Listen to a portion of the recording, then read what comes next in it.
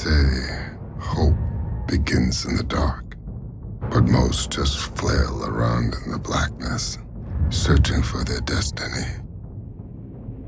The darkness. Why did we go and create a new Riddick game? Well, for a lot of reasons, really. The first of which was that we couldn't make the original game backwards compatible on the 360. We did a lot of stuff with the Xbox hardware that was kind of archaic and crazy to get that game to look the way that it did, and when that hardware configuration changed for the 360, we really couldn't get that to work, and we spent a lot of time with Microsoft trying to sort of chip away at that. And so, we shared a great degree of disappointment with the community that that wasn't possible, and that kind of was the genesis for moving into this new project. And originally we'd announced it as a remake with some added content and some multiplayer, and those elements were fairly limited. It was really more about the remake, but since then the scope of the whole project has ballooned out quite a bit. So now we have an utterly massive game that all sort of started from trying to make people happy, really. So the new game is different from the original in that we're telling a new story. We're introducing new characters and again sort of extending the fiction of the Riddick universe, and really everything we've done developing this franchise as anime and as films and as games has been about telling a different story every time. So this is a new chapter in that sort of Chronicle of Riddick at large.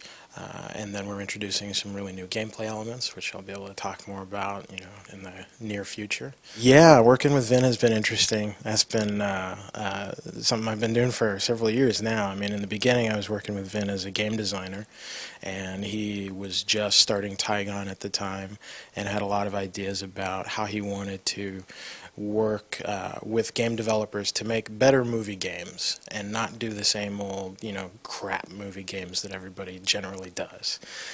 And now, sort of managing his business and running Tigon, it's about trying to continually move that forward and see how we can work together with game developers as filmmakers to do things that nobody's doing in game development, and to tell great stories and bring those production values and skills that we have when we're making films into that process. The Dark Athena is a big part of the storyline for this new game. It's a mercenary vessel that's captained by Revis, who's the antagonist in this new story, and it's this predatory ship that's out there in space, grabbing smaller, more vulnerable ships and kidnapping their crew and doing some really nasty stuff with those people that you find out about playing as Riddick and working your way through the ship. And so we set up the story, which takes place immediately after the end of Escape from Butcher Bay, where Riddick has left the planet with Johns, and they get captured by the Dark Athena, and Johns sort of gets taken away by the crew, and Riddick manages to evade capture, and now he's got to find out, where he is and what this ship is and who's involved, and, who's he got to kill to get out of here, right? So it plays a pretty big role in the new game.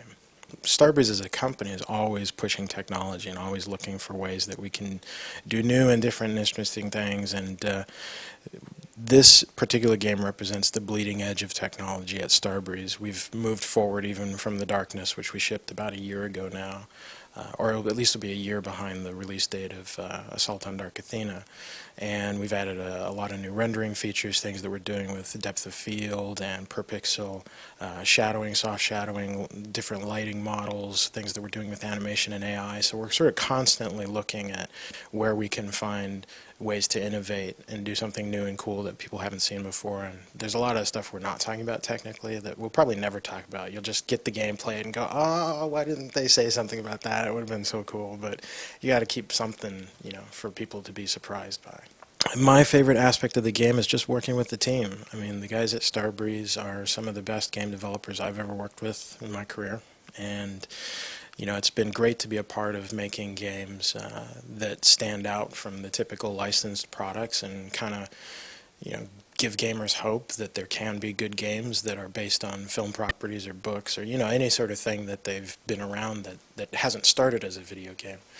And so I've just been happy to be a part of that whole experience and enjoy that. In the end, everybody bleeds the same.